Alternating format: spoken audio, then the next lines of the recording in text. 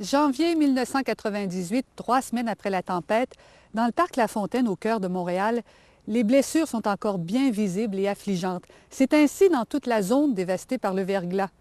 Et Céline Pagé, je vous accompagnerai dans cette rétrospective sur la tempête du siècle.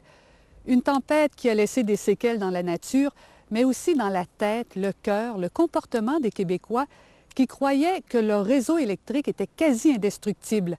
En 40 ans, le Québec a gagné son autonomie énergétique et Hydro-Québec est le symbole de cette victoire. La tempête amènera des questionnements sur les choix énergétiques qui ont été faits. La crise a été longue et dure.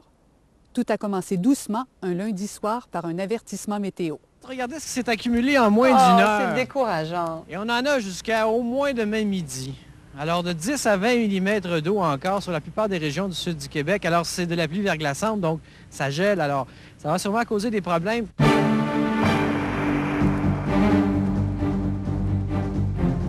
Mardi 6 janvier, le sud du Québec se réveille figé dans la glace.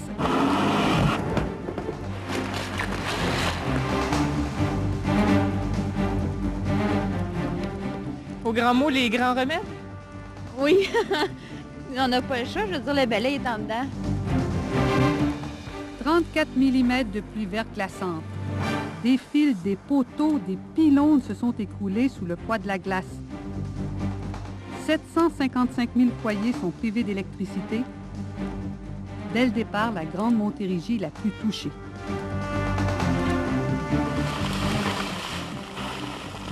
Des dizaines de milliers d'arbres n'ont pas résisté. La glace qui s'accumule sur les branches peuvent quelquefois aller jusqu'à 30 fois le poids même de cette branche-là. Les branches jonchent les rues, les routes, rendant le travail extrêmement difficile pour les équipes d'Hydro-Québec. Maintenant, on travaille 24 heures sur 24. Nous avons 2000 personnes, 2000 employés qui vont se relayer. La population s'organise, les transports sont annulés, les écoles fermées, la parenté est mise à contribution, les hôtels se remplissent, des centres d'hébergement ouvrent leurs portes. Je voulais pas m'en venir, je voulais rester chez moi, mais il faisait 60 dans la maison. En cette première journée de verglas, la population ne panique pas. On a déjà connu des pannes dans le passé. On se dit que tout rentrera dans l'ordre dans quelques heures, voire un jour ou deux. On est loin de se douter de ce qu'on allait vivre. Le 6 janvier, les bulletins d'information font déjà une large place à la tempête. Anne-Louise, vous avez assisté au tout dernier point de presse d'Hydro-Québec en fin d'après-midi. Vous êtes en mesure de nous dire quels sont les principaux secteurs qui sont touchés? Oui, c'est ça, Pascal. Alors, 755 000 abonnés, ça, c'est le quart de la clientèle d'Hydro-Québec. Alors, ça se répartit comme suit. En Montérégie, on a 353 000 foyers qui sont privés d'électricité. Ça veut dire qu'un abonné sur deux touché par cette panne se situe dans cette vaste région au sud de Montréal. On a 247 000 abonnés qui sont privés d'électricité dans l'île de Montréal. Et dans les Laurentides et en Outaouais, 155 000 abonnés, Pascal. Ça veut dire que si on compare à l'épisode de verglas de l'an dernier à pareille date, ça se déroule dans un territoire beaucoup plus vaste, beaucoup plus peuplé. Ça touche 2 fois plus de monde. Et l'an dernier, pour venir à bout des pannes, Hydro-Québec avait dépensé de 11 à 15 millions de dollars. Alors, on peut imaginer ce que ça va coûter cette année. Effectivement. Voici une image qui illustre bien ce que fut la journée. Le réseau d'Hydro-Québec qui croule sous le verglas. 8 pylônes ont fléchi sous le poids de la glace, ce qui a mené à la fermeture de l'autoroute 20 dans les 2 directions. Mais heureusement, un réseau parallèle continue d'alimenter l'électricité. Là, on va aller patrouiller par l'autoroute. Mais ailleurs, comme ici, dans l'ouest de l'île, au rythme où s'effectuent les réparations, des milliers de familles risquent de passer la nuit dans le noir et le froid. La tâche est complexe. Les employés d'Hydro doivent repérer les bris de câbles en les examinant circuit par circuit. Est-ce que vous avez déjà vu une situation comme ça avant? Oui. Oui, ça arrive. On l'a vu ici, on l'a vu aux États, on l'a vu l'année passée à Rawdon. Les endroits qui sont principalement affectés sont des endroits qui sont boisés. Et ça vient compliquer le travail également des employés d'Hydro-Québec car on a des accès difficiles justement aux endroits où on retrouve des pannes. Hydro-Québec est donc débordé et a dû faire appel à des entrepreneurs privés en construction et en élagage. Policiers, agents de la sécurité publique et pompiers ont aussi travaillé fort. Ils disent qu'il y a des branches qui touchent à des fils. Fait que c'est ça qui arrive, là. On répond à tout ça, là. Depuis cette nuit, on répond là-dessus. Et comme on prévoit encore du verglas pour demain, d'autres pannes risquent de se produire. Hydro-Québec en aura donc pour des jours avant de pouvoir rétablir entièrement son réseau. En attendant, les abonnés doivent éviter de chercher des solutions de rechange. Les gens ont tendance à se servir d'appareils de camping pour chauffer à l'intérieur de leur maison, ce qui est totalement déconseillé parce qu'ils peuvent être rapidement intoxiqués au monoxyde de carbone. Le mot d'ordre donc pour les prochains jours, prudence et patience. Pendant que le sud du Québec patauge et patine, les régions plus au nord sont enveloppées de neige. Les autocars sont en retard, les trains aussi quand ils roulent, et des dizaines de vols sont annulés dans les aéroports. Nous avons le plaisir d'avoir Pascal Yakouvakis avec nous, bien à l'abri en studio. Bonsoir. Bonsoir. Il s'est passé des choses tellement bizarres depuis 2 ans, météo. Diriez-vous que ce qui est arrivé aujourd'hui, ce qui arrive aujourd'hui, est exceptionnel? C'est très particulier, voire exceptionnel, oui. Ce qui est particulier, c'est que, ou exceptionnel si vous préférez, c'est le fait qu'on a affaire à une succession de perturbations qui nous donnent du verglas. Parce que dans le passé, quand on a eu des tempêtes de verglas dans le passé, rappelez-vous, il y a 1 an, à peu près à pareille date, on avait eu une tempête de verglas, 25 mm de verglas. Ça n'avait duré qu'une journée et c'était passé. Et là, ça se succède. Ça se succède. Et c'est ça qui est très, très particulier et inusité. On va le voir beaucoup mieux sur l'image satellite. Alors, une première perturbation nous a touché lundi, dans la nuit, en fait, de dimanche à lundi, ainsi que lundi. Et sur la carte satellite, déjà rendu complètement, donc, tôt ce matin, dans l'Est, donc sur l'Atlantique. Le deuxième système perturbé qui nous a causé le plus d'ennuis, on le retrouve tôt ce matin sur le sud du Québec. Beaucoup de problèmes, évidemment. C'est celle d'aujourd'hui, ça. Ça, c'est celle d'aujourd'hui. Bon. Et voilà une troisième en formation au sud-ouest des Grands Lacs. Et vous allez voir qu'elle progresse. Mais le problème, justement, c'est de prévoir si ça va être de la pluie verglaçante ou du grésil. C'est pas pareil, Voilà, donc c'est pas pareil. On s'attend que ça soit surtout du verglas, mais on espère que ça sera surtout du grésil, parce que le grésil, évidemment, ce sont des petites particules de glace qui rebondissent et qui ne s'accumulent pas sur les arbres et les lignes à haute tension, alors que le verglas, ça gèle en entrant, ou c'est de la pluie, finalement, qui gèle en entrant en contact avec ces objets. Et là, étant donné que la couche d'air froid est assez mince, on ne pense pas donc que les précipitations liquides vont geler avant d'atteindre le sol. Ils vont geler uniquement en atteignant le sol, donc ce sera du verglas.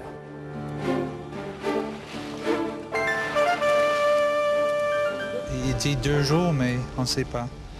C'est difficile à rejoindre l'hydro, évidemment, parce que toutes les lignes sont bloquées. J'espère qu'il va faire ça le plus vite possible.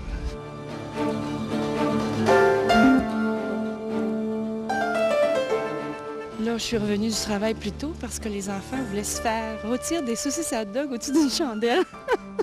J'ai dit, m'en viens! C'est une première nuit que les gens vont passer sans service d'électricité.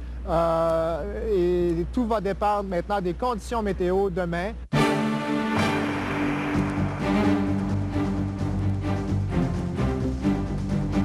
Mercredi 7, les employés d'Hydro-Québec travaillent d'arrache-pied.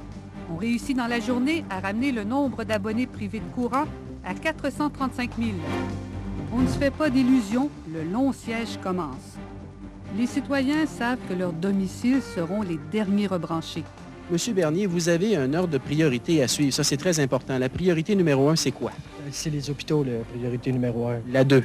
Station de police, poste de pompiers. Numéro 3. On parle de radio-télévision, la 3. Numéro 4. Les industries. Numéro 5. Les commerces. Et numéro 6, malheureusement. Les résidences. En tout cas, depuis hier matin, à 8 h, on n'est plus d'électricité à la maison. On a passé la nuit là.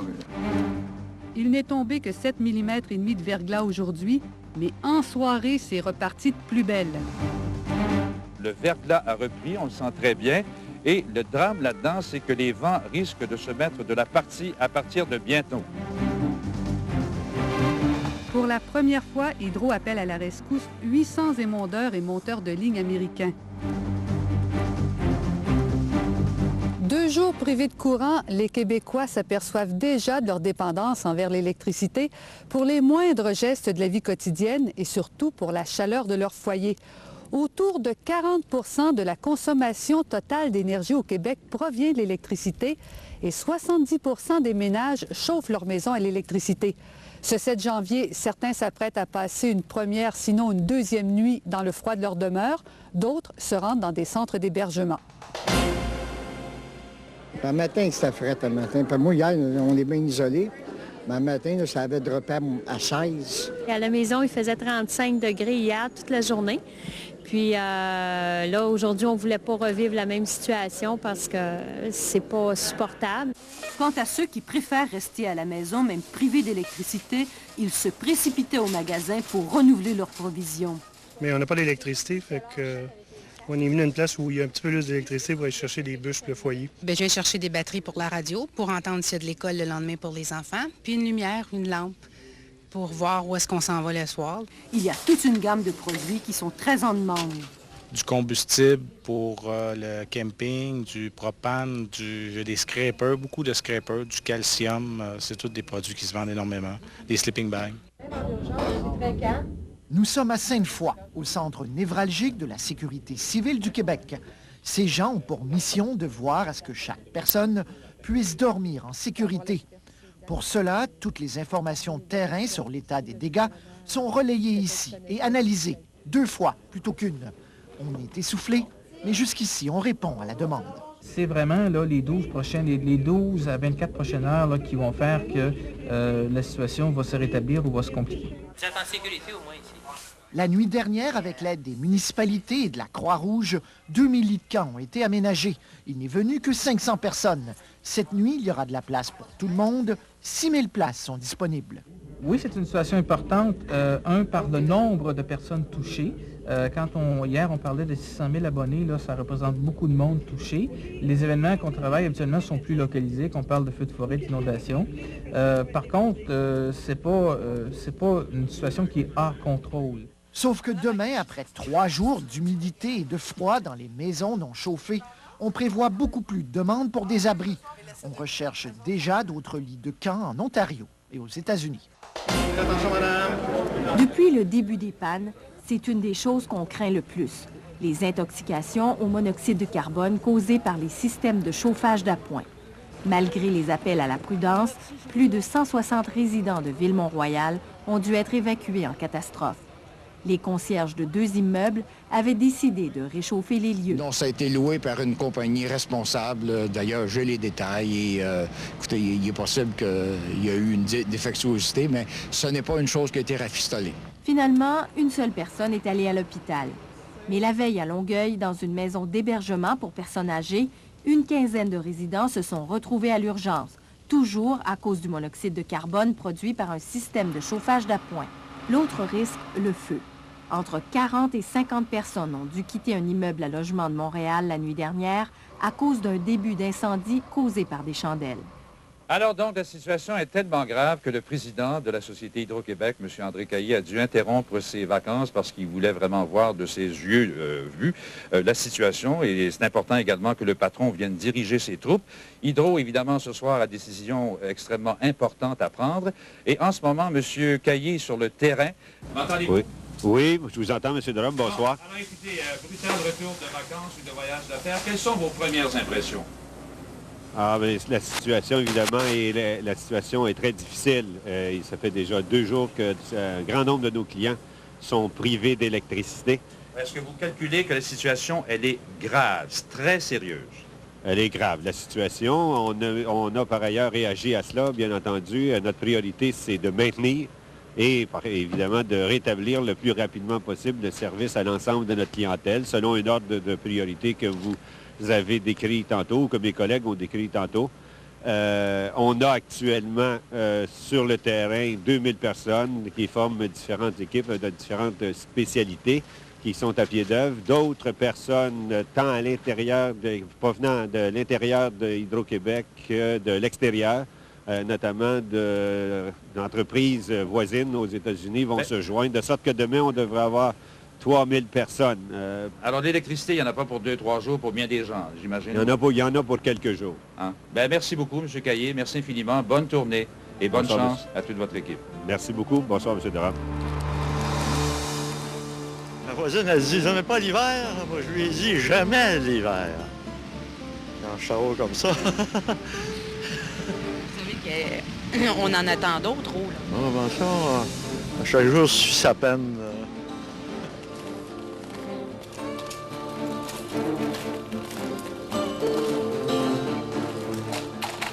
les gens se parlent un petit peu plus, on s'informe, on les voit sur la rue, puis on s'informe qu'est-ce qui se passe. On faisait pas toujours ça avant, on était chacun avait ses occupations, puis continuait ses occupations. Quoi? Ça branle.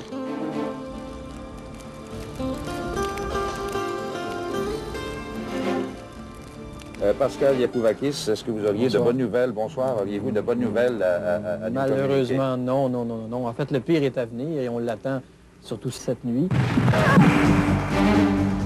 Alors, c'était une nuit d'horreur. Les transformateurs qui explosaient et il y avait des éclairs. Jeudi 8 janvier, la tourmente se cristallise autour de 3 villes. Dans le triangle formé par les villes de Granby, Saint-Hyacinthe et Saint-Jean. C'est l'enfer. C'est dangereux. D'un coup, ça a fait un gros bruit.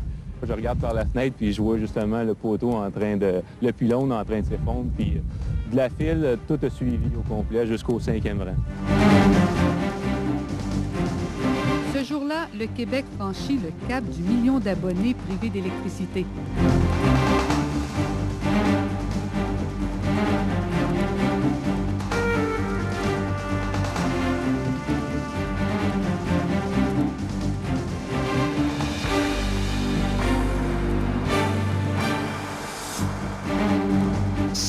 La priorité en ce qui nous concerne, c'est d'être capable de maintenir en activité pendant les prochaines 72 heures les centres d'hébergement et les centres où sont hébergées des personnes particulièrement plus vulnérables.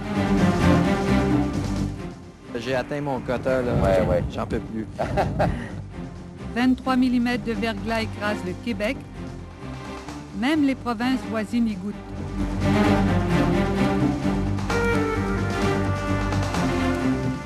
L'armée vient prêter main forte. 3000 militaires partent de Valcartier.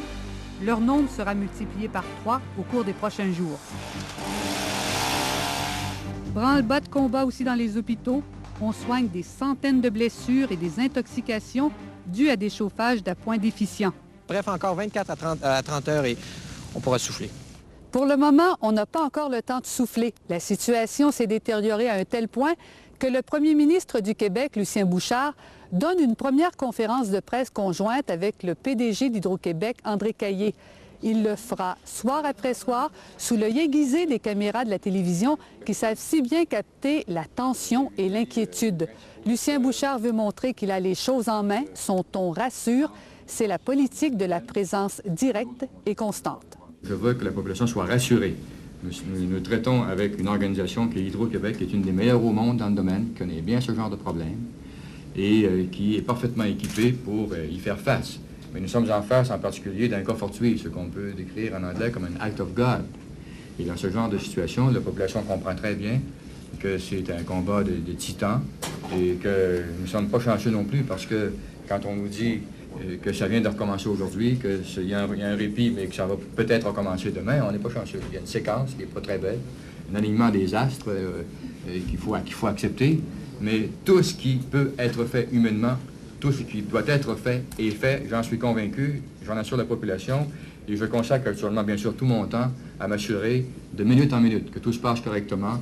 Je suis en contact avec toutes les personnes qui travaillent dans ce dossier-là, et je peux vous assurer que les gens peuvent avoir confiance que tout ce qui peut être fait est fait. À Hydro-Québec, la ligne de direction, c'est le déploiement maximum des moyens possibles d'une façon sécuritaire et d'une façon efficace. Alors, le maximum est fait et cette action va se poursuivre, bien entendu, jusqu'à ce que la situation redevienne à la normale.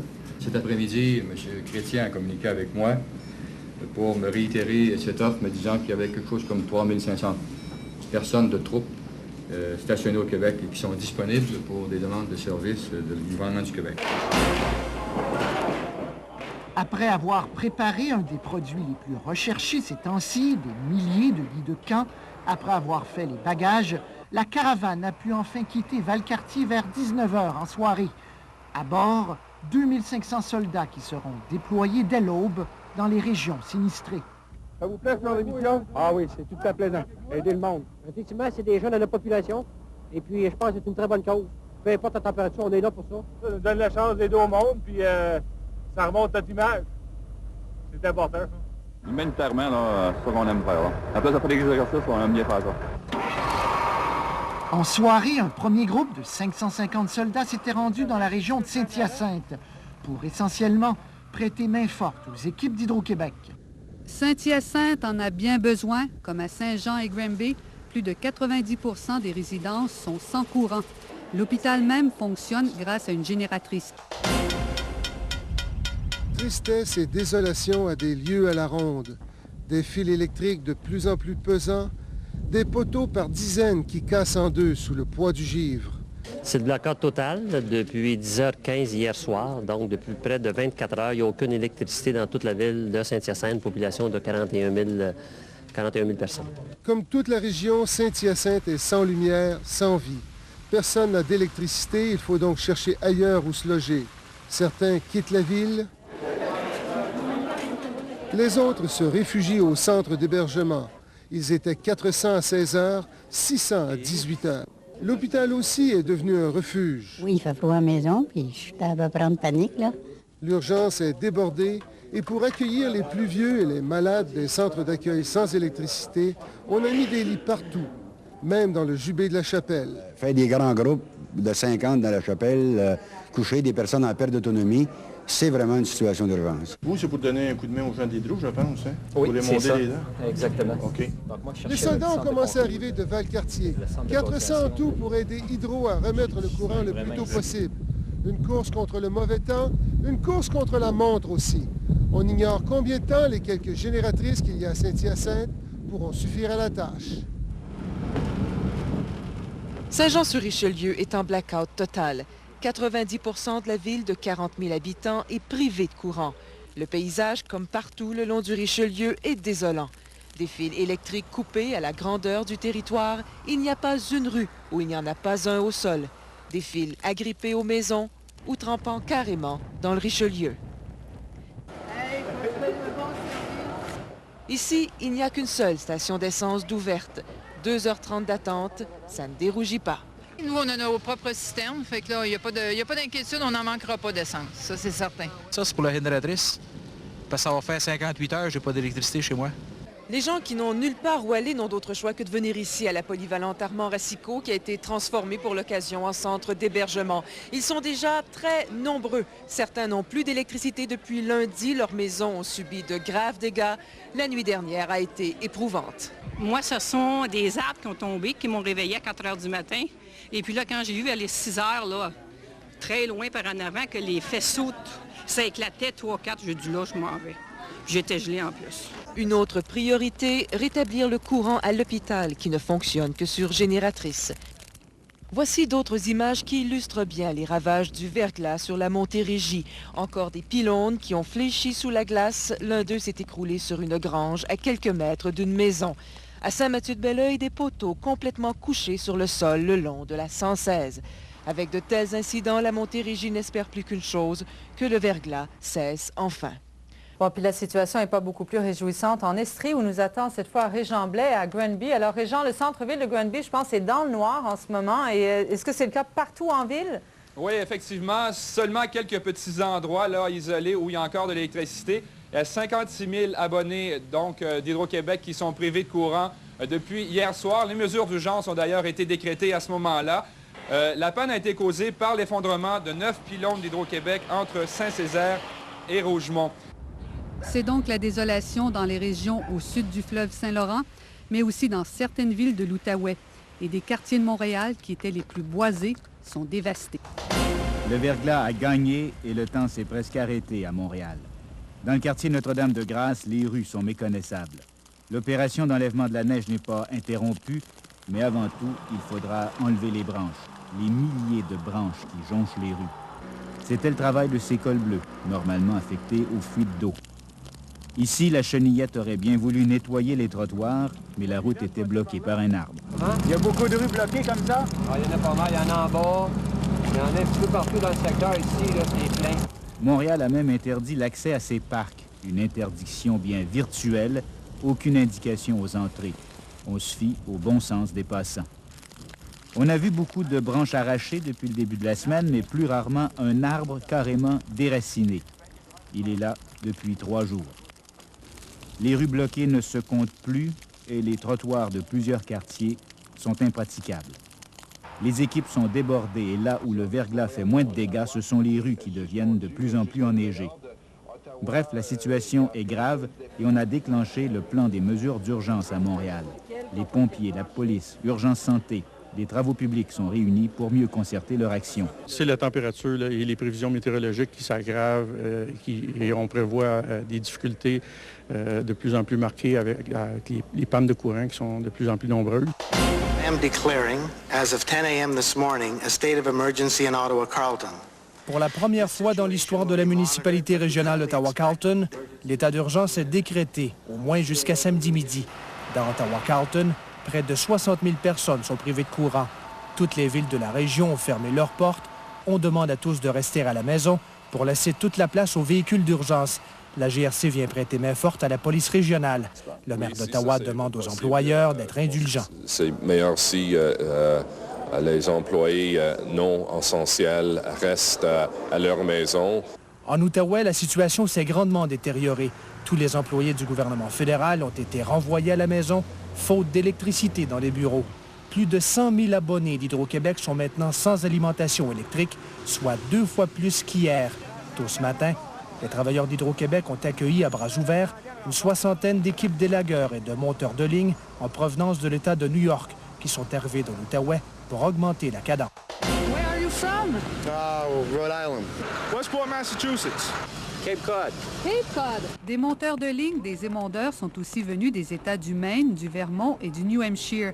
Ceux-ci, une vingtaine, ont roulé une dizaine d'heures pour se rendre ici au poste d'Hydro-Québec à Granby en début d'après-midi.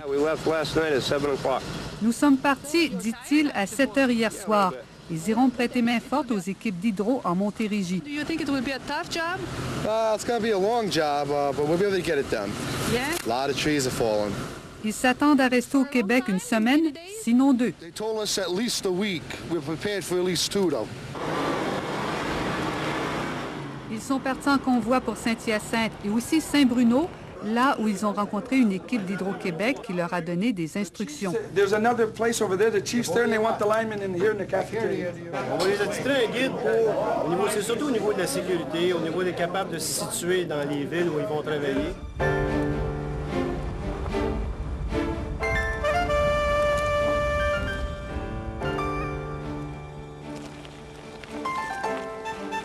Mon congélateur dans ma chambre, il y a tout dégelé.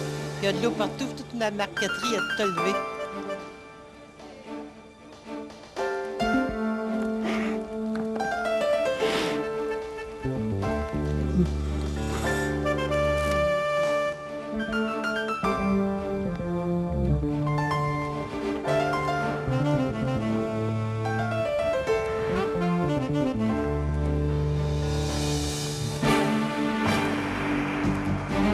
Vendredi 9 janvier. On dit qu'une image vaut 1000 mots, alors regardez bien ce que vous voyez là. C'est le centre-ville de Montréal, plongé dans le noir. Le cœur est donc touché. Le service du métro a été perturbé dans la journée. Montréal est envahi par les militaires, les policiers, qui n'ont pas eu beaucoup à intervenir. Les Montréalais font preuve de civisme dans une ville de plus en plus dangereuse. Compte tenu qu'un dégel actuellement, je voudrais inviter la population à faire très attention. Les grandes structures des ponts laissent tomber des blocs de glace. On les ferme. Tous les liens avec la rive sud sont coupés, à l'exception du tunnel Louis-Hippolyte Lafontaine. J'invite la population à faire bouillir l'eau avant de la consommer. Des pannes affectent les 2 usines de filtration de Montréal. L'île connaît des problèmes d'alimentation en eau potable qui dureront 2 jours. Pendant ce temps, le nombre de foyers québécois privés d'électricité atteint 1 300 000.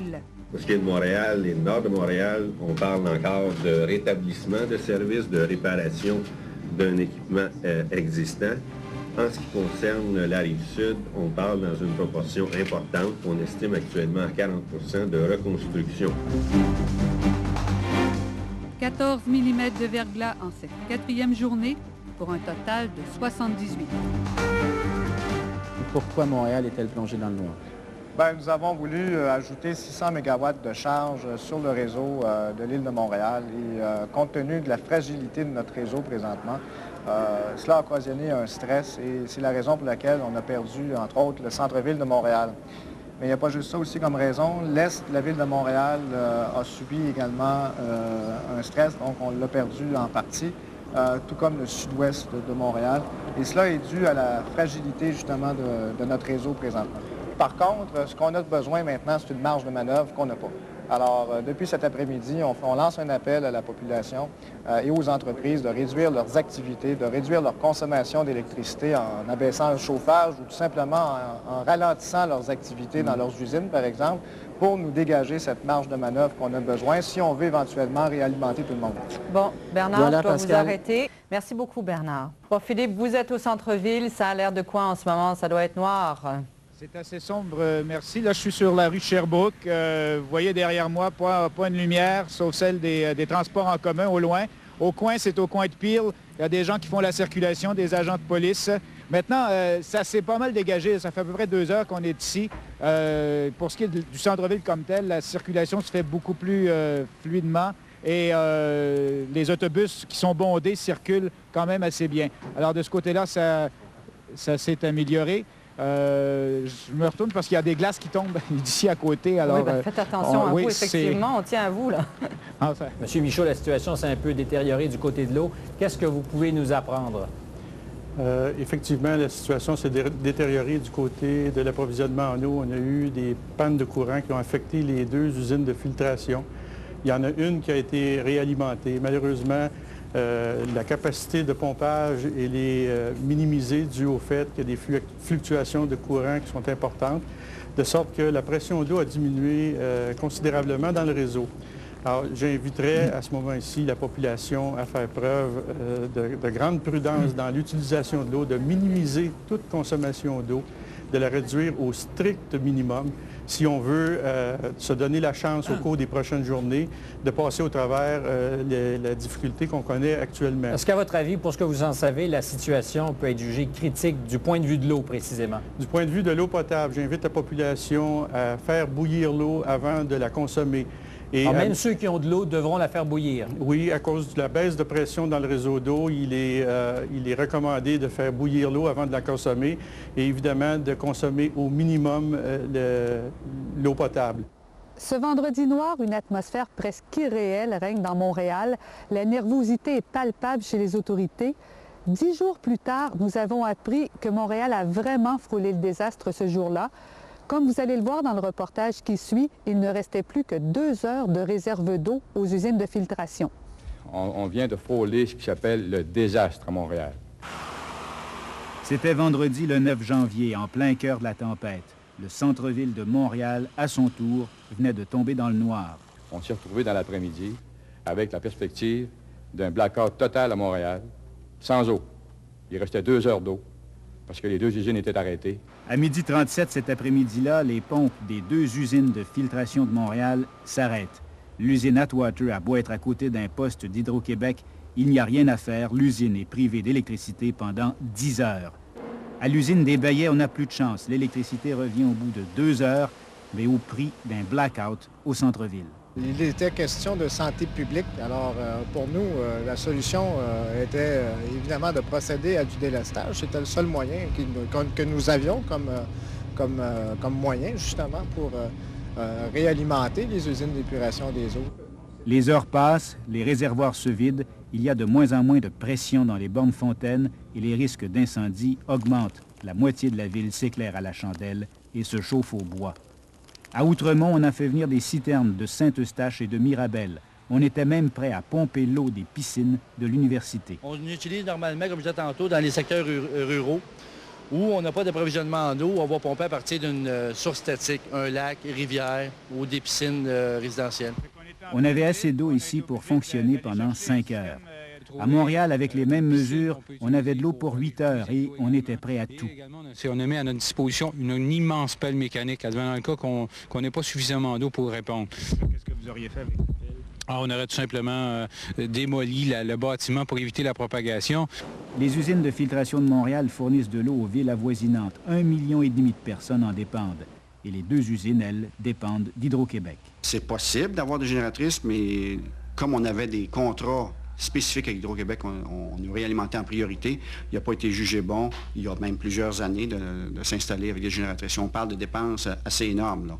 La panne des deux usines de filtration est à l'ordre du jour de tous les post-mortem parce que personne ne veut revivre ça.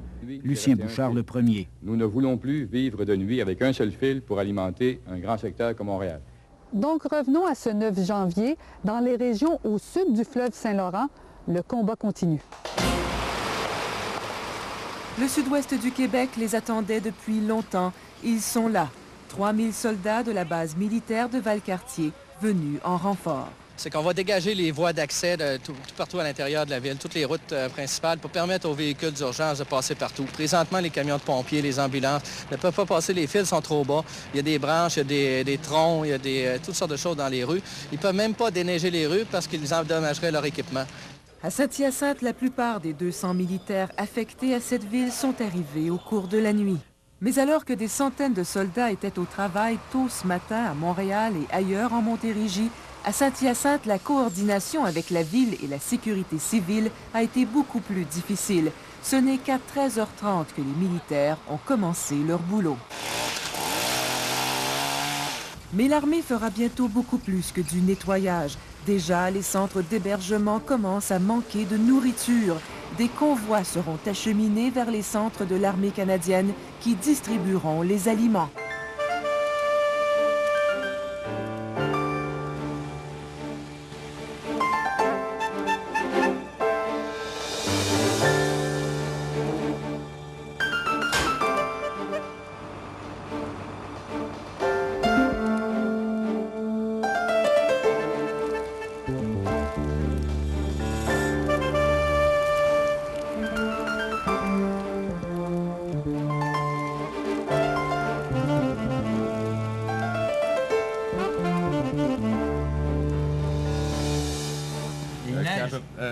Oui, c'est de la neige qui nous tombe dessus. Oui, ça veut dire que la nature va jouer de notre côté ou va arrêter de nous empoisonner l'existence. Il y a plus... La probabilité de grizzly et de verglas est nulle. Est nulle? Fini. Donc, ça veut dire que c'est fini, là? C'est fini, oui, c'est fini. C'est fini, façon de parler, c'est le début de la reconstruction. Le verglas a ravagé un immense territoire. L'Est ontarien, le sud du Québec, une partie des Maritimes, le nord-est américain. Les travaux de reconstruction et d'amélioration du réseau d'Hydro-Québec vont durer plusieurs mois. La Société d'État a obtenu, par décret gouvernemental, l'autorisation de réaliser des ouvrages importants, et ce, sans débat public, ce qui soulèvera des critiques. Mais à court terme, à compter du 10 janvier, Hydro-Québec doit inventer un réseau temporaire pour redonner le courant le plus rapidement possible à près de 3 millions de personnes.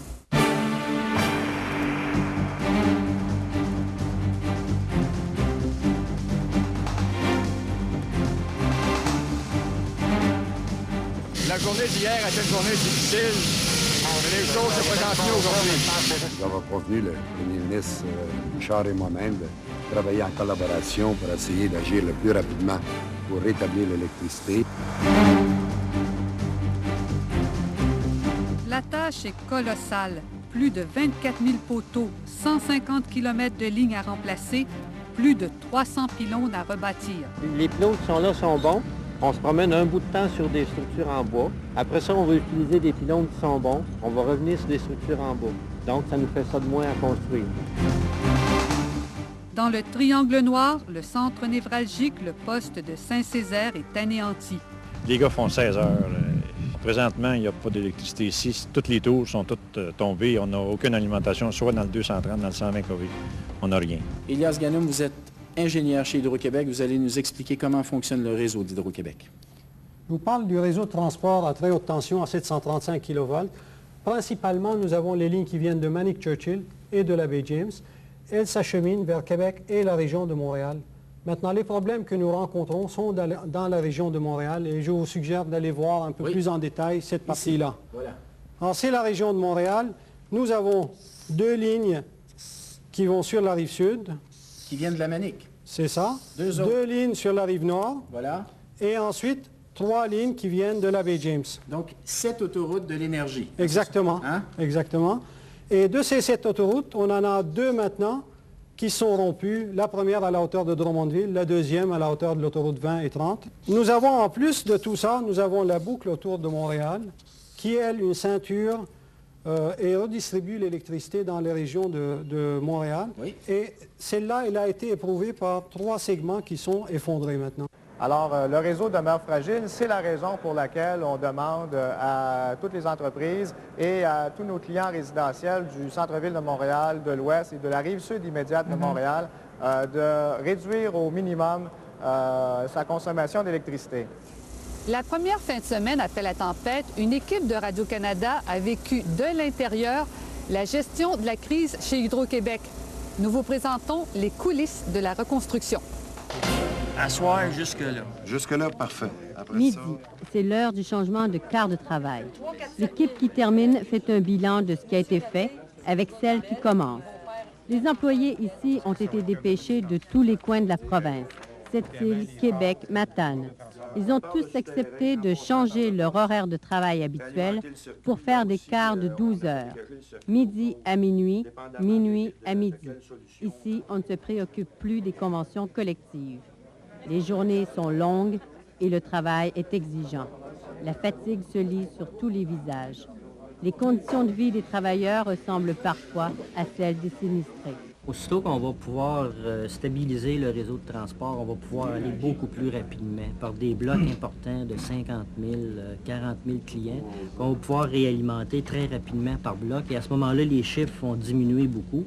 Et c'est ça qui nous rend plein d'espoir actuellement. On va pouvoir fermer des gros blocs rapidement. Et avec ça, on voit là-dessus, c'est un schéma qui démontre de façon électrique comment les clients sont raccordés. Chaque petit carré, c'est un transformateur qui peut alimenter de 1 client à 10 ou 20 clients. Quand le carré est de couleur orange, c'est que les clients sont en panne. Quand c'est de couleur vert, c'est que les clients sont tous alimentés. Alors, à partir de numéro de téléphone ou de l'adresse du client, on est capable de localiser automatiquement sur l'endroit où le client est raccordé. On peut produire à l'aide du système informatique détaillé dont Rémi vient de parler. On peut globaliser le nombre de clients en panne par territoire, par différents niveaux, et le globaliser. Alors, c'est ici que depuis le début de la semaine, on fournit les chiffres sur le nombre de clients en panne. Dans les villes, on a le sentiment qu'avec toutes les équipes d'hydro sur le terrain, on va finir par sortir de cette noirceur. Mais vu d'hélicoptère, la tâche semble être trop grande pour l'homme. La scène vous donne vraiment le vertige. Des lignes entières de pylônes d'acier se sont écroulées comme des dominos. Juste ici, il y en a 40 couchés sur le sol. Ceux qui ont résisté sont pour la plupart endommagés. Tant que ces lignes de transport ne seront pas remontées, il n'y a pas d'électricité qui peut se rendre dans les maisons. Les villes et les villages des environs risquent de demeurer de petits îlots noirs dans une mer de glace. Pour la première fois, les États-Unis ont dépêché des monteurs de ligne pour nous aider. Ils sont arrivés avec une armada de camions girafes et tout leur équipement. Principalement, ils accrochent les fils aux nouveaux poteaux. Like this week's Denver what? 24-14 Denver halftime. Ils sont 1250 du Massachusetts, du Michigan, du Maine, et même perchés dans un poteau, rien n'empêche un Américain de claironner son patriotisme. Au niveau des équipes des États-Unis, allez-vous aller plus loin que ça? Et ces gens-là, il n'y a pas de problème d'encadrement quand ils viennent? Oui, en fait, et c'est pour ça qu'il faut réellement prévoir toute la logistique, parce que ces gens-là, d'abord, sont anglophones, ont des méthodes de travail des fois un petit peu différentes. Il faut prévoir à les loger, il faut prévoir à remplacer leur équipement, il faut prévoir tout le support au niveau de nourriture. Alors, avant de les faire venir ou en parallèle, il faut tout prévoir la logistique de façon à s'assurer que quand on reçoit ces gens-là ici, ils ne sont pas perdus dans la nature.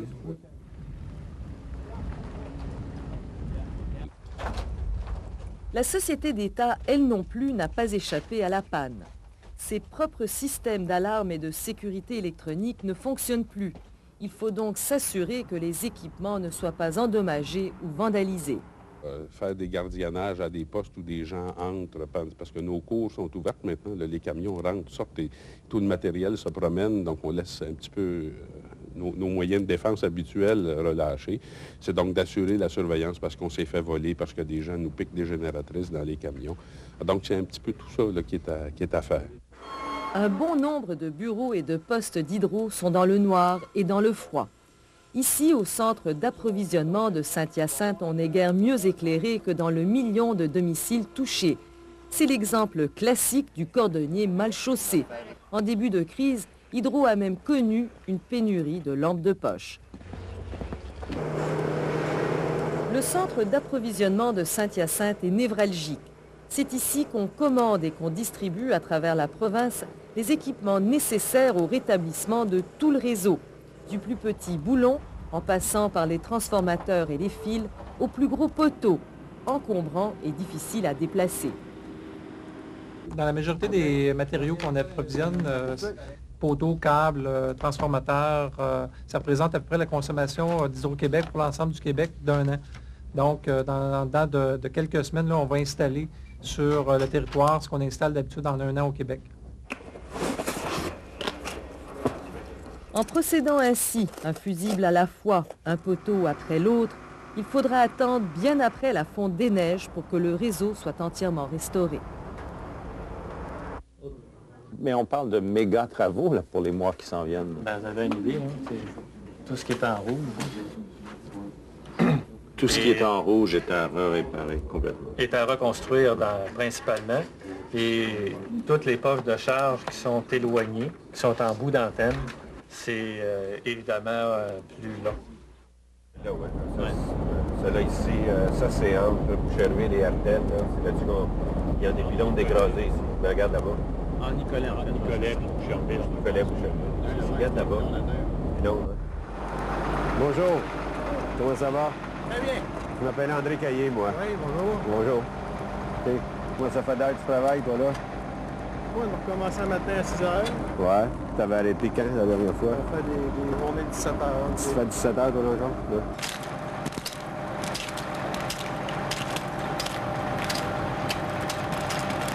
Bonjour, Salut. M. Caillé. Comment ça va?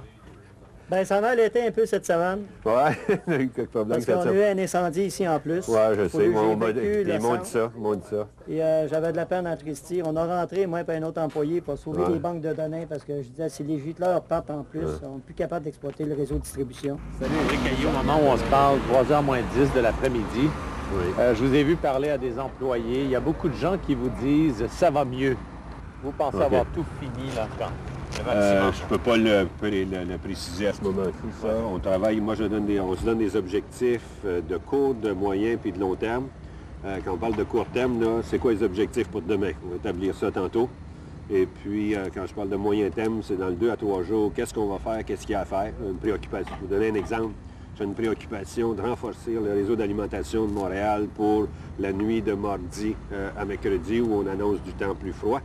Et puis, quand je parle de préoccupations de long terme, parce qu'elles existent encore, on a remis en construction les lignes venant de la Manic, là, par exemple. C'est déjà là.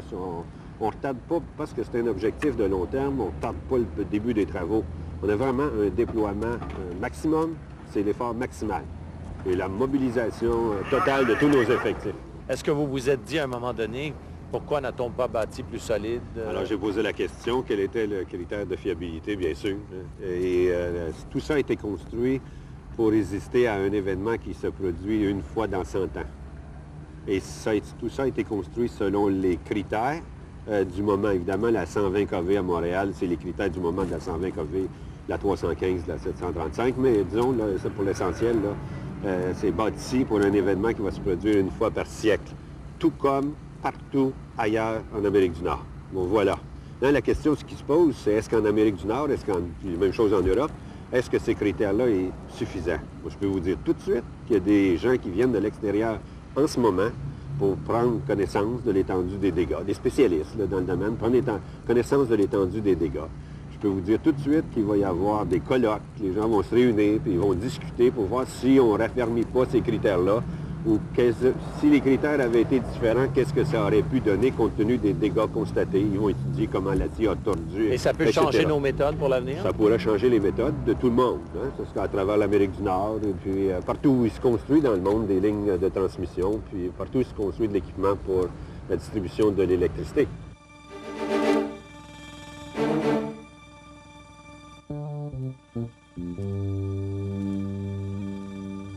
Ma femme, à 3 heures cette nuit, elle disait qu'elle n'était pas capable de dormir, mais là, elle ronfle. Elle doit bien dormir, en tout cas. Ça faisait 1 an que je n'avais pas sorti, moi. Puis on m'a habillée, puis je me suis habillée, j'ai sorti, puis j'ai pas eu froid. J'étais bien habillée, puis je sais pas. J'ai pas eu froid, ça m'a changé le moral complètement. Il me semble que je me suis sentie moins malade. Il y a eu beaucoup de monde qui m'ont aidé, fait que je suis venue aider là, pour le monde. Là. Puis moi aussi, je manque d'électricité, fait que tu sais, je comprends le monde aussi. Là.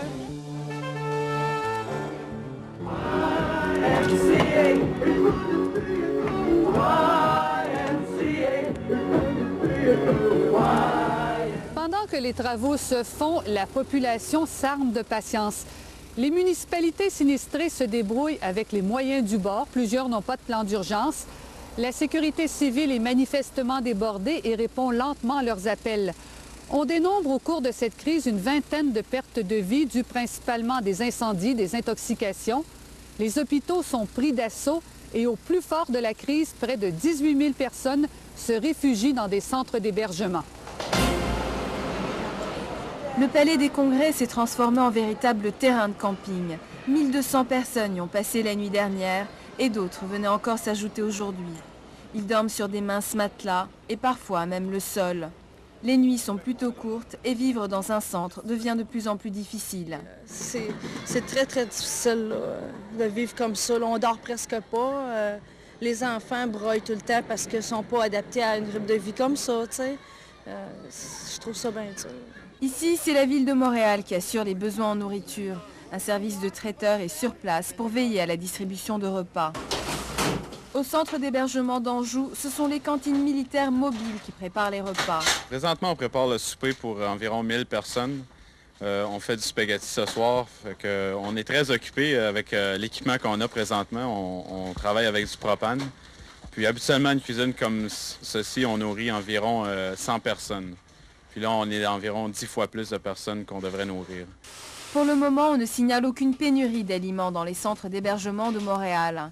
Par contre, le manque de lits est flagrant, surtout si le nombre de sinistrés augmente. L'hôpital Charles-Lemoine a fonctionné pendant 2 jours avec des génératrices. Mais l'électricité est revenue depuis ce matin et il y a beaucoup de patients. Cette femme qui était réfugiée dans un centre d'hébergement depuis plusieurs jours est arrivée en ambulance. J'étais dans une école à Brossard. Puis je pouvais plus boire rien. Je leur vomissais aussitôt. Il y a aussi beaucoup de personnes âgées qui éprouvent des problèmes de santé. Ils ne se retrouvent pas d'électricité ou ils se retrouvent dans un centre d'hébergement avec 2000 personnes. Leur condition de santé souvent est plus fragile et plus précaire. Puis c'est surtout aux eux qu'on retrouve ici, des problèmes respiratoires, des problèmes cardiaques aussi secondairement. Mais... À l'hôpital de Saint-Jean-sur-Richelieu, la capacité est de 236 lits, mais on accueille plus de 400 personnes. Ici, on fonctionne avec des génératrices et aucun service n'a été interrompu. Et là, les personnes qui vont mieux ou qui n'ont plus besoin de soins seront dirigées vers d'autres endroits, ce qui permettra à l'hôpital de libérer des lits pour affronter les débordements des prochains jours. Les jours à venir sont très inquiétants parce qu'avec le froid, avec les personnes qui sont demeurées à domicile, on risque d'avoir des complications, on risque d'avoir des cas d'hypothermie, on risque d'avoir des cas de déshydratation chez des personnes âgées. Alors... À l'hôpital de Saint-Hyacinthe, où le ministre Rochon s'est rendu, la capacité d'accueil est de 532 lits, mais il y a 370 personnes de plus qui sont en perte d'autonomie. La situation est très difficile. Plus de 100 personnes âgées en perte d'autonomie sont entassées depuis hier dans ce sous-sol d'un centre d'accueil de Saint-Jean-sur-Richelieu. Elles vivent dans une totale promiscuité, dans des conditions d'hygiène à la limite du supportable. Une situation qui ne pourra pas durer longtemps. Pour le moment, leur seule consolation, c'est qu'elles ne souffrent pas du froid. Nous sommes arrivés il y a 2 heures hier soir. On avait d'abord été à l'école Sacré-Cœur. Et étant donné son âge avancé, ils ont jugé préférable de le transférer CLSC ici. Alors évidemment, je l'ai accompagné parce qu'il ne peut pas fonctionner tout seul, il n'est pas tout à fait autonome. De Laurier, oh, mon père veut se lever, je m'excuse.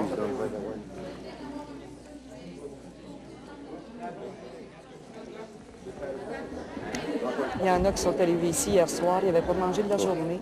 Ça faisait plus de 48 heures qu'il n'y avait pas d'électricité, en panique, frigorifiés. Alors on a établi une rotation un peu plus... Au début, là, on y allait à plein tube, mais là, on sait que ça va durer, alors on essaie de répartir un peu les efforts. Combien de temps vous pouvez durer comme ça, votre enfant? Je pense qu'en fourniture médicale, en alimentation, on peut fournir probablement encore jusqu'à mercredi. Ils sont arrivés pour la plupart avec leur médicaments en dosette, sauf qu'il y en a qui terminent ce soir ou demain soir. Alors, on les garde jusqu'à mercredi. Quand on appelle aux pharmacies, ils sont sur l'informatique, ou il y en a d'autres qui sont fermés parce qu'il n'y a pas d'électricité. Alors, c'est très difficile de renouveler les médicaments. On garde un cap sur l'espoir, mais évidemment, c'est vraiment pas facile. Et quand on parle du triangle de Granby, Saint-Hyacinthe et Saint-Jean, bien, bienvenue à l'enfer. Oui, même si on s'entraide, justement, cet enfer, décrivez-le-moi. Je veux dire, quelles sont les pénuries? Vous manquez quoi? D'aliments, de lits, de couvertures? Bien, des lits, vous voyez, ça fait 72 heures que je demande 2000 lits et j'en ai eu 200. Ça fait au moins 72 heures que je demande seulement 6000 couvertures pour au moins minimalement couvrir les gens. Et jusqu'à date, sur le total de 6000, j'en ai 0. Grâce à Zellers et Walmart, j'en ai eu 150 ce soir. Et c'est à peu près ça. C'est comme ça qu'on fonctionne de ce temps-là. À Hudson, les 3500 habitants sont nerveux. Il semble qu'un réseau de voleurs y soit à l'œuvre pour dévaliser les maisons abandonnées à cause du froid.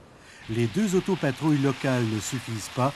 Elles doivent surveiller 72 km de rue avec un système de communication qui flanche.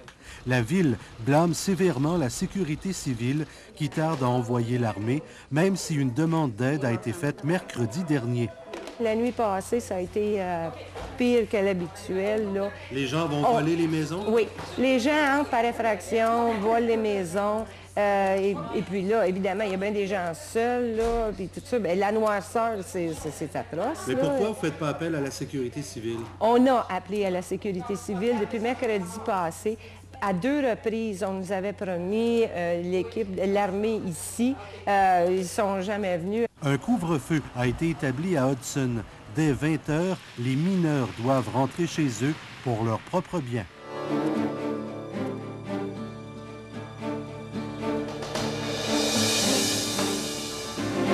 Le centre se remplit. On a fait manger 650 personnes hier. Et puis, il y avait de l'eau dans la soupe hier soir. On commençait à manquer de stock. Dites-nous ce que vous avez besoin. On a besoin des génératrices, on a besoin des batteries, on a besoin des conserves.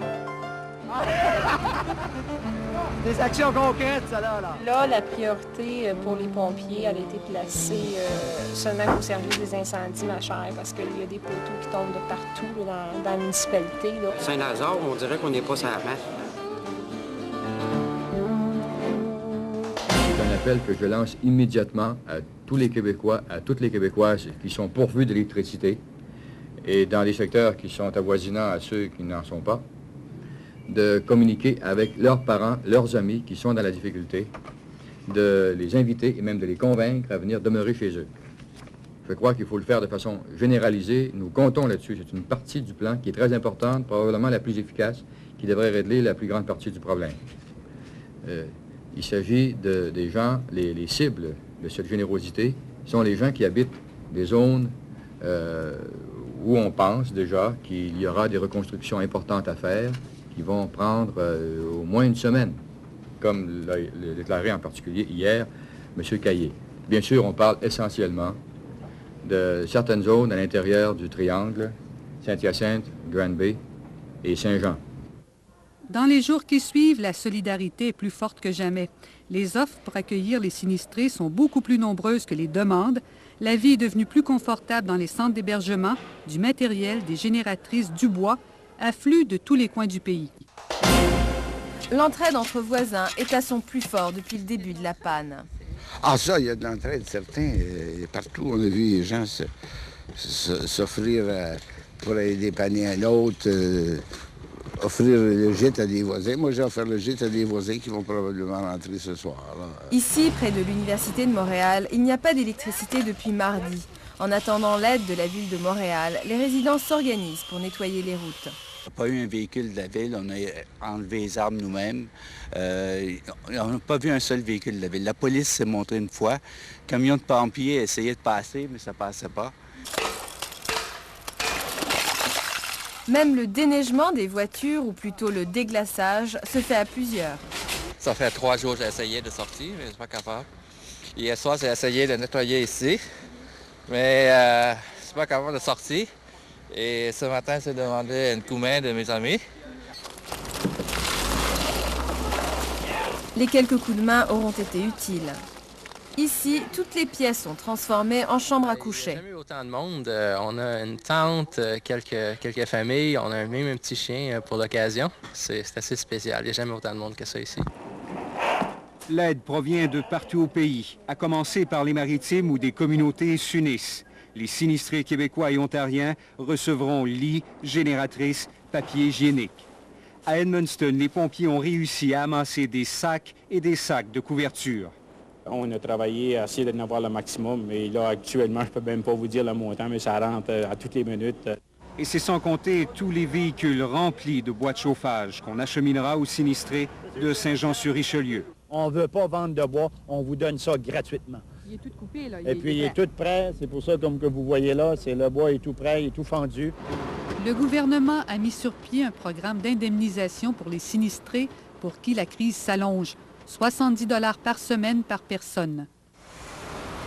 C'était jour de paye à Saint-Clet et la foule était au rendez-vous. Mais il fallait attendre longtemps pour toucher son chèque de 70 $.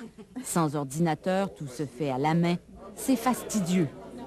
Mais ce petit 70 $ par personne fait des heureux. Oui, c'est une bonne nouvelle. Après les petites dépenses. Dans certaines municipalités, l'ingéniosité rivalise avec la solidarité. Besoin de génératrices, la ville de Boucherville en a trouvé. Elles pèsent 130 tonnes chacune et elles viennent sur roue.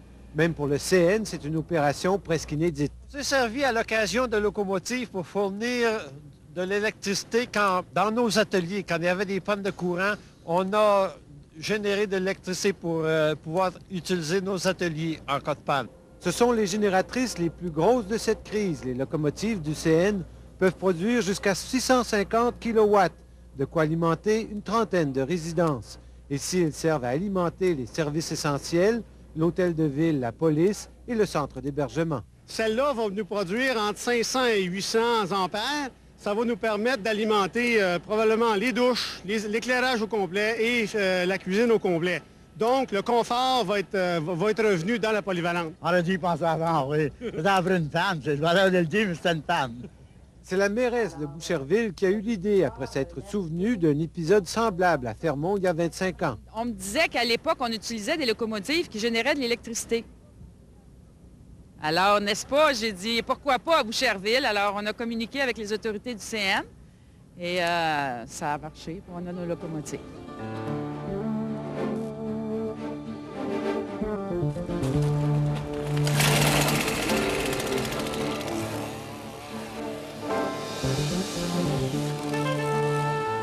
Qu'est-ce qu'on vous a demandé de faire aujourd'hui?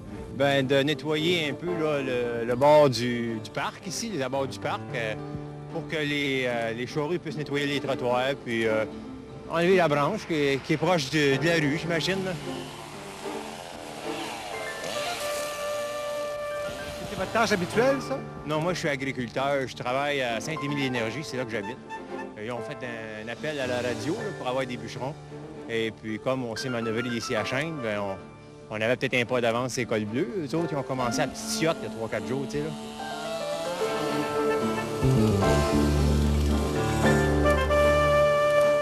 Le 13 janvier, un nouvel ennemi arrive, le froid. Les températures oscillent autour du moins 20 degrés Celsius.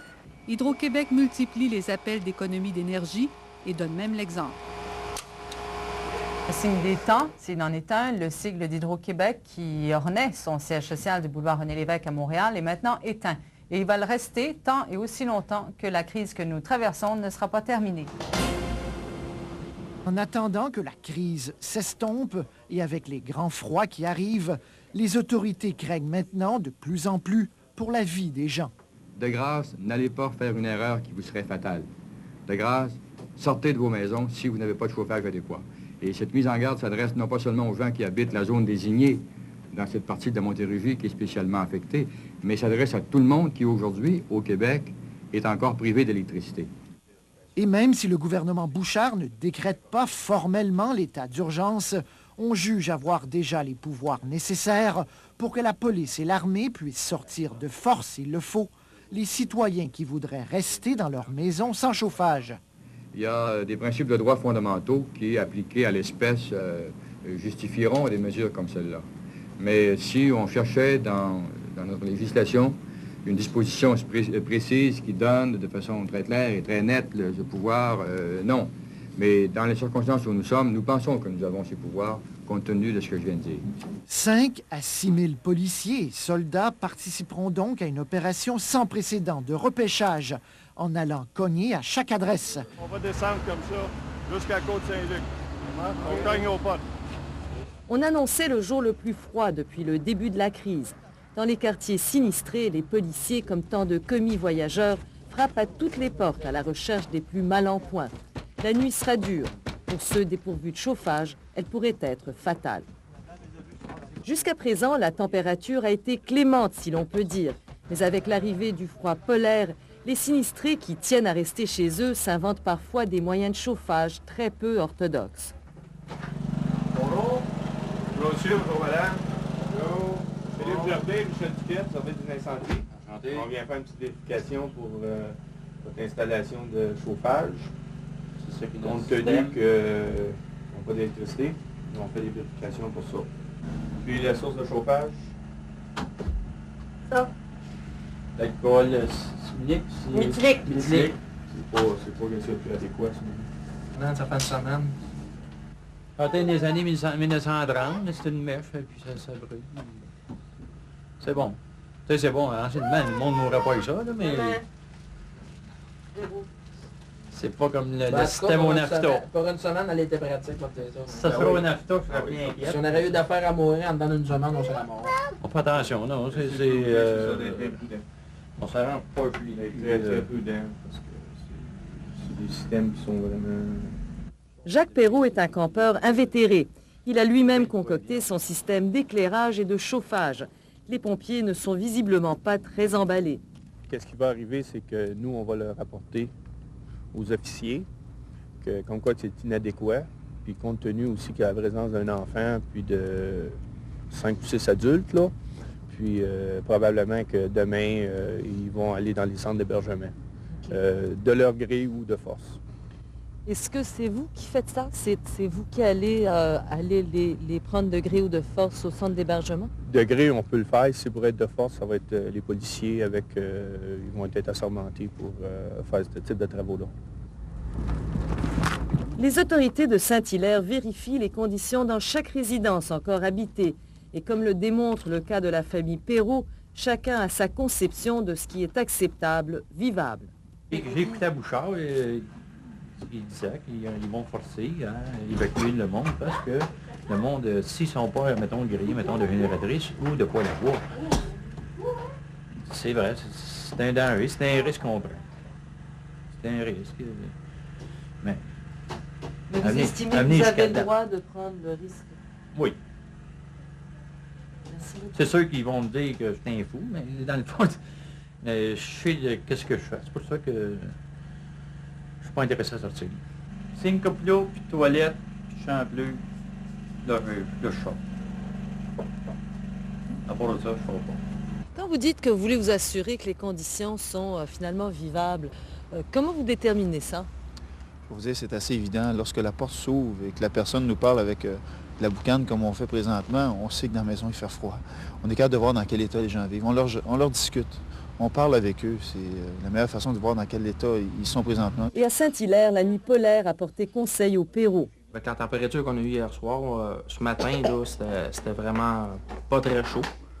Quand on se lève le matin, vu qu'on ne chauffe pas la nuit, on chauffe que le jour. C'est ça. C'est pour ça qu'on en est venu à la décision, avec ma femme, qu'on était pour évacuer. Plus pour la petite que pour nous autres, dans le fond.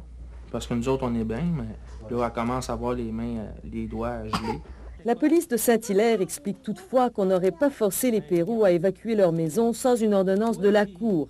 Et si tel avait été le cas, ils auraient créé un précédent dont les autres corps policiers auraient pu s'inspirer pour les jours à venir.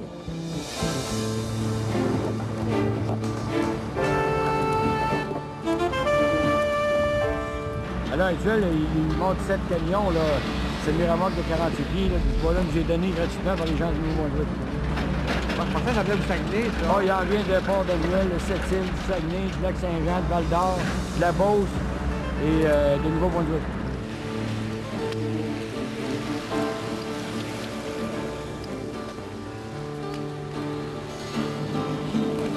Are you cold? Yeah.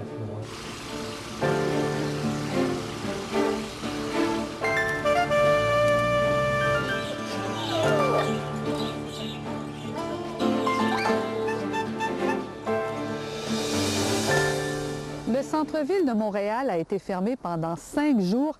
Les ponts qui relient l'île de Montréal à la rive sud l'ont été durant 3 jours. Seul le tunnel Louis-Hippolyte Lafontaine était praticable. Les commerces au centre-ville, les entreprises ont cessé leurs activités. Les spectacles ont été annulés, y compris celui tant attendu des Rolling Stones. Et pour la 4e fois de sa longue histoire, le club de hockey canadien a même annulé un match. Alors voici donc comment Montréal a vécu ces jours de fermeture. Sur les routes, le chaos a succédé au chaos. En après-midi, il n'y avait plus qu'une seule voie de sortie vers la rive sud, le tunnel Lafontaine. Une attente interminable pour traverser le fleuve, tous les autres ponts étaient fermés. Sur le pont Jacques-Cartier, comme sur les autres, le travail de déglaçage qu'on a commencé la nuit dernière a pris plus de temps que prévu. Mais c'était nécessaire. Voyez les immenses blocs de glace qu'on a détachés. De toute façon, c'était pas le temps de venir faire du tourisme à Montréal. L'heure était au nettoyage. Dans tous les quartiers, les Montréalais se sont serrés les coudes pour ramener un semblant d'ordre dans leurs rues.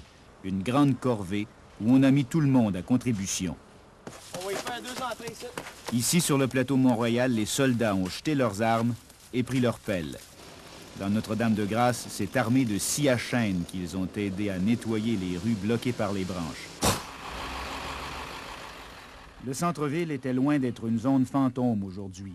Sur la rue Sainte-Catherine, des embouteillages. La preuve que le mot d'ordre n'a pas été entendu par tous. Pourtant, il n'y avait pas grand-chose à faire à Montréal. La plupart des tours à bureaux étaient fermées. Ici, à la place Ville-Marie, il n'y avait que des évacués, des gens du sud-ouest qui avaient pour une fois le dessus sur les autres. Ailleurs en ville, le nettoyage est plus avancé. Mais voyez tout ce que ça prend pour nettoyer un petit bout de trottoir. Des jours et des jours de travail pour déglacer la ville. Si le centre-ville est calme, le gros du travail se fait dans les quartiers qu'on tente toujours de dégager. 40% du chargement de la neige est complété, mais les voitures stationnées depuis des jours compliquent les choses. Dans les parcs, on a même fait appel à de la machinerie lourde qu'on a plutôt l'habitude de voir en pleine forêt. Et on transporte tout ça ici, au milieu du parc Lafontaine. Voyez ce que ça donne. Et il s'agit des branches qu'on a récupérées dans le parc et dans les rues d'un seul quartier. Éventuellement, on va prendre les plus gros morceaux, on va en faire du bois de chauffage, et avec les montagnes de branches qui restent, on va faire des montagnes de copeaux qui vont servir à contrôler les mauvaises herbes. Je suis heureux d'annoncer qu'on va pouvoir alléger les restrictions pour la région du centre-ville de Montréal et du sud-ouest de Montréal. Hydro-Québec a gagné une grande bataille aujourd'hui, c'est la bataille de Montréal, parce qu'il reste 8900 pannes sur l'île de Montréal, mais plus aucun quartier sinistré, ce ne sont plus que des pannes isolées. Un autre secteur de rebranché, le courant revient tranquillement dans Notre-Dame-de-Grâce. Le quadrilatère, en somme, là, ce qu'on a fait depuis le matin, il devrait être à 90% là, avec du courant. Et signe que tout commence à rentrer dans l'ordre, Hydro a déjà recommencé la lecture des compteurs. Il faut que ça continue pareil, même s'il y a eu le verglas. Il faut continuer à les facturations, tout le reste. Là. C'est un peu cruel, non? Peut-être, là, mais c'est la vie qui est comme ça. Hein? On n'a pas le choix. Malgré tout, la situation s'est considérablement améliorée à Montréal, au point où on offre même le gîte aux évacués de la rive sud qui travaillent au centre-ville. disposons actuellement de près de 30 000 lits, 30 000 places. Alors, c'est un centre d'hébergement en territoire montréalais, complété par un service d'hébergement en milieu familial. Et si les gens préfèrent rester près de chez eux, Montréal offre son expertise. Incluant des génératrices, du matériel, et on pourrait aller dans une municipalité qui en ferait la demande, établir un centre d'hébergement. Opération déglaçage du centre-ville. Tout le quadrilatère des gratte-ciels a été fermé à la circulation. Ici, à 150 pieds du sol, ce sont les hommes araignées, les pompiers de Montréal, qui ont été mis à contribution. OK, bien. Oui. OK. Non. C'est à coups de marteau qu'on fait chuter la glace, une entreprise laborieuse qui risque de prendre beaucoup de temps. Les blocs sont énormes et le danger est réel, nous disent les pompiers. Il y a des plaques de glace de 10 pieds par 30 pieds qui peuvent se détacher des murs. Alors, sur une épaisseur de 2 pouces, ça peut être très, très, très risqué. Alors, on ne peut pas prendre de chance. On peut rejoindre avec des équipements d'élévation jusqu'à 10 étages de haut. Plus haut que ça, on doit utiliser des moyens tout à fait inédits. On pense même à utiliser des carabines en espérant que le son des détonations provoque des vibrations qui feront chuter la glace. La ville ne déglace que les édifices publics et les bâtiments historiques. Tous les autres doivent être déglacés aux frais du propriétaire.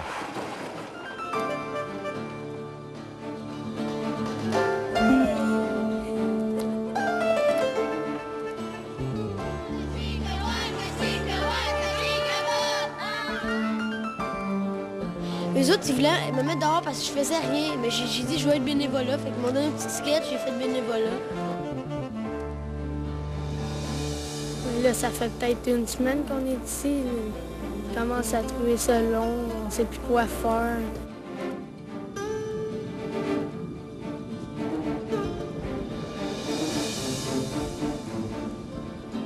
Les producteurs agricoles, tant de l'Est ontarien que du Québec, dressent un premier bilan tragique. Les vergers, les érablières sont dévastés, la production animale est touchée. Cette vache était malade, victime elle aussi du manque de courant. C'est la première fois que moi je l'ai. Ce fermier s'est résigné à abattre la bête, mais n'allez pas croire que les producteurs laitiers sont des insensibles. Pour eux, la crise est une douloureuse épreuve. C'est difficile. Il vous faudrait d'autres génératrices? Oui, mais je sens très bien parce qu'on est des cultivateurs établis. Il y a bien des jeunes qui ne savent pas comment passer au travail. Je m'excuse. Le drame de ce fermier a bouleversé le pays. Dès le lendemain, il reçoit de l'aide. La détresse de ce fermier hier a soulevé un vent de sympathie. De partout, les gens ont appelé pour offrir une génératrice. Et le précieux instrument est enfin arrivé. Merci tout le monde pour les appels. À un moment donné, on était plus capable de prendre tous les appels.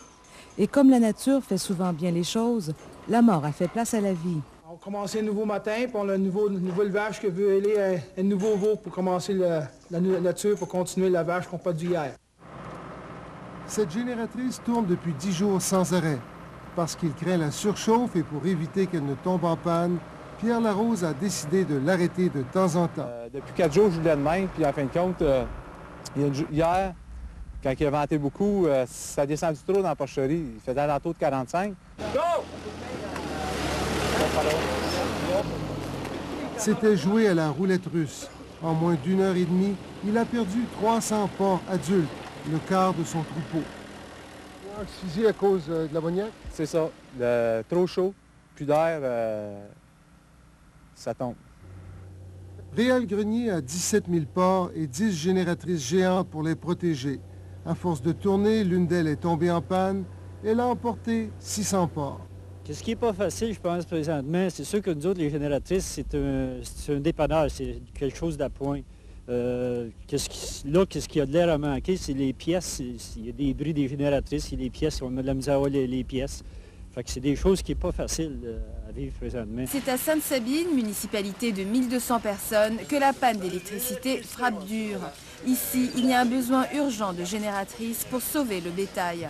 Hier, juste au village, à côté, il y a 600 porcs qui sont décédés. Il y a eu plusieurs pertes point de vue de récolte de lait. Donc, c'est vraiment pénible. Les agriculteurs réunis à l'hôtel de ville en ont profité pour lancer des appels d'aide au Premier ministre. À cause des coûts énormes que ça les occasionne la panne, entre autres le fioul, à acheter des machines pour faire l'électricité, est-ce qu'il y a moyen d'aider ces gens-là du gouvernement? Également, on s'offusque devant les prix des génératrices. Hier, j'ai pu me procurer une génératrice, mais à 3 fois le prix que ça vaut au marché. Quelles mesures dois-je prendre? Et puis, contre ces gens-là, j'ai téléphoné ce matin au vendeur, je lui ai dit ça n'a pas d'allure. Lui, il dit c'est mon fournisseur. Qu'est-ce que je vais prendre comme mesure contre ce principe-là?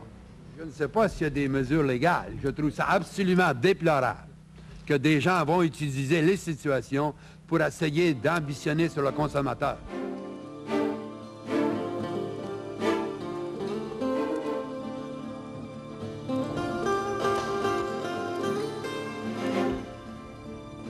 Inquiète, tanné, fatigué. On dort à peu près 1 heure par jour depuis 7 jours. Là. Parce qu'avec le générateur, il ne faut pas que ça arrête pour les vaches. On a hâte que la clarté arrive, comme on dit. Ah, en tout cas, les chandelles, j'étais rendue juste à voir la noirceur, je les avais garochées. Puis là, la soirée avec la lumière, là, je trouve ça fait du bien.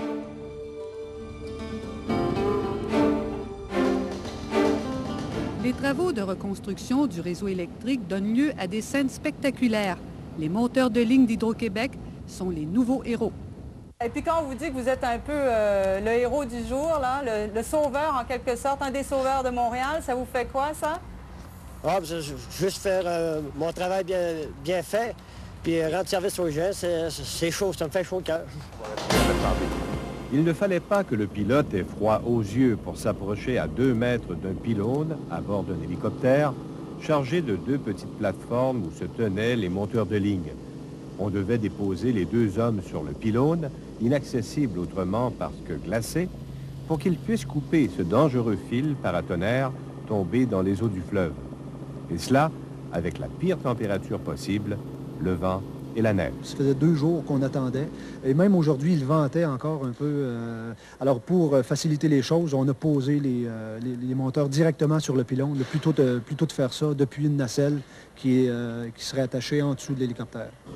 L'expérience a si bien réussi qu'à 13h30, on remettait en service la ligne de 120 000 kV reliant Beauharnois à Montréal.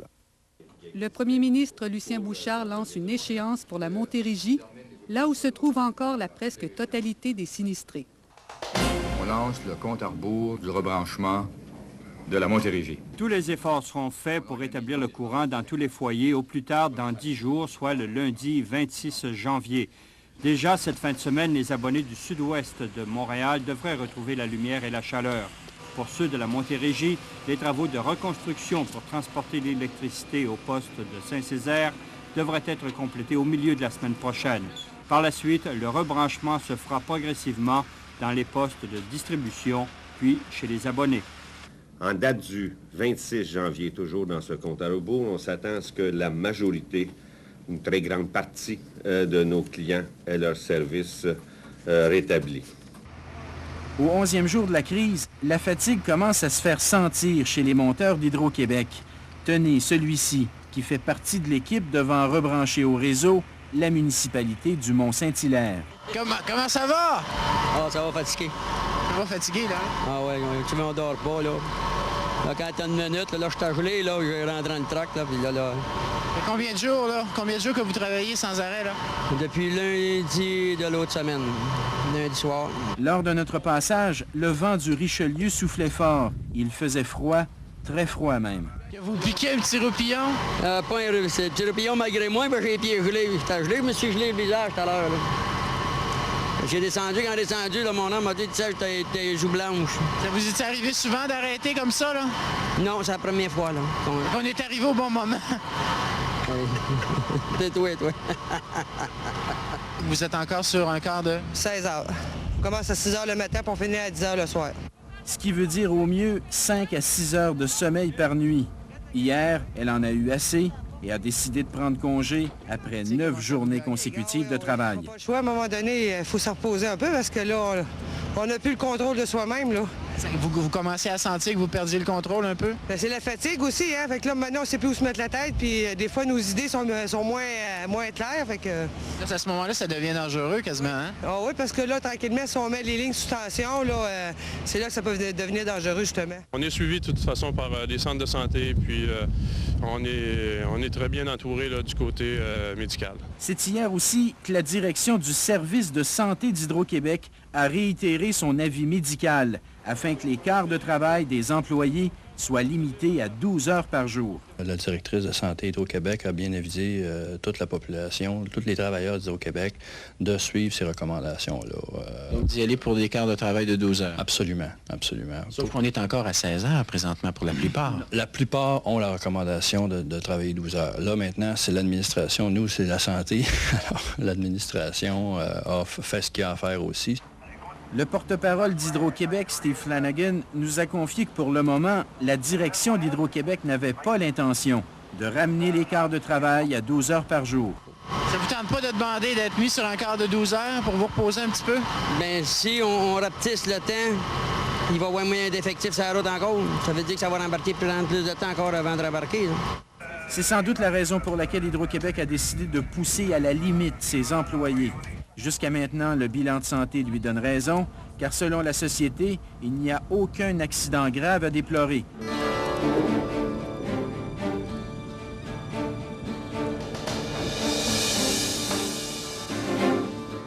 C'est merveilleux, merveilleux. Mais on est privilégiés, c'est pas tout le monde, hein? C'est arrivé ce matin vers 7h30.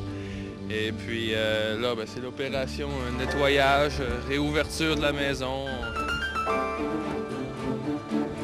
Au fil des rebranchements, les quartiers, les rues reprennent vie sur la rive sud et en Montérégie. On rentre à la maison.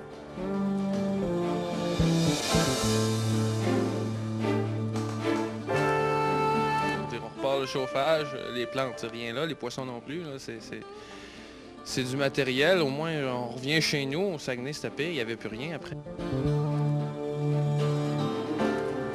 Ils sont des dizaines de milliers à retrouver lentement leur foyer dans tout le sud du Québec. Les oiseaux, eux, peuvent maintenant se poser sur les fils déglacés et les enfants reprennent le chemin des écoliers. Ça fait 1 mois que les enfants ne sont pas à l'école, alors je trouve ça, c'est une bénédiction ce matin de venir ici. Est-ce que tu t'es ennuyé de l'école? Un petit peu. Pourquoi? Ben, c'est parce que je m'ennuyais de mes amis.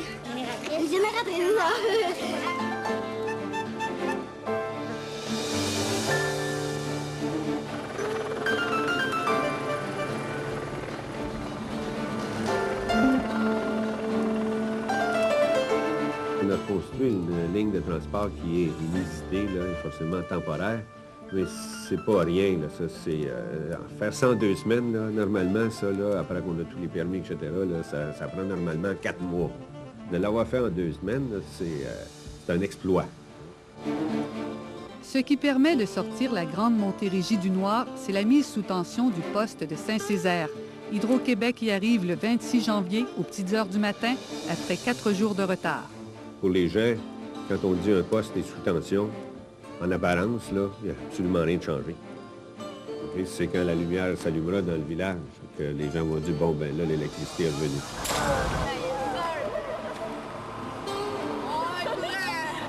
Comment vous sentez là, d'être le premier rebranché de Saint-Césaire? Incroyable, incroyable. Je suis surpris. Oh, bien surpris, je pensais que ça n'allait pas avant une semaine. Un matin, vers 4 heures, je me suis levé, puis là, j'ai vu qu'il y avait des flashs dans la rue, j'ai regardé, puis le camion de l'hydro était en train d'arranger le transformateur. Alors, je me suis couché. Puis ce matin, en arrivant dehors, je regarde par la fenêtre à 6h15, puis il y avait des l'électricité dans la rue. Bien, j'ai dit, on l'a.